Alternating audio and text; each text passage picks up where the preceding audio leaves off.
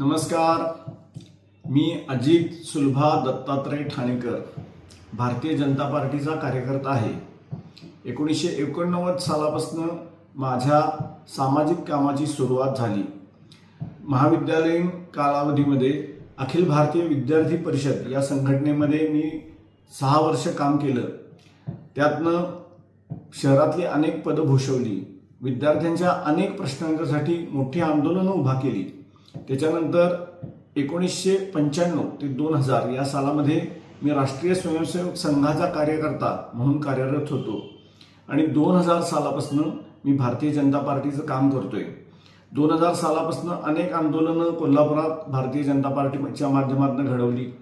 त्यानंतर 2015 साली मला पक्षानं महानगरपालिकेत लोकप्रतिनिधी म्हणून जाण्याची संधी दिली आणि त्यातून भागातल्या आणि शहराच्या अनेक समस्यांच्यावर मी भाष्य केलेलं आहे, प्रश्न उठवलेले आहेत आणि काही समस्या मार्गी लावण्यात पण मला यश आलेलं आहे।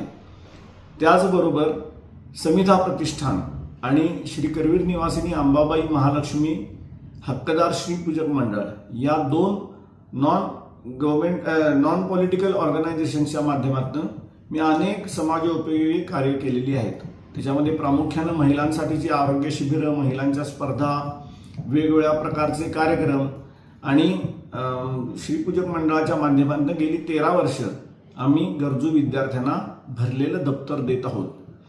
यावेळच्या महानगरपालिकेच्या निवडणुकीमध्ये मी प्रभाग क्रमांक 7 मधून सर्वसाधारण म्हणजे खुल्या प्रवर्गातून पक्षाकडे उमेदवारीची मागणी केलेली आहे।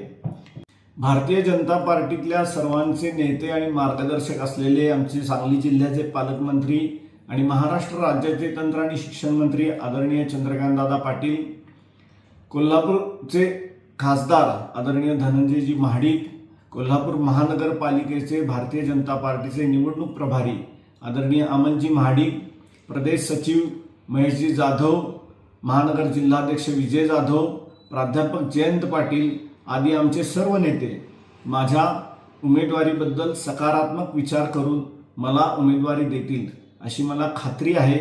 आपल्या सर्वांचं सहकार्य अपेक्षित आहे। धन्यवाद।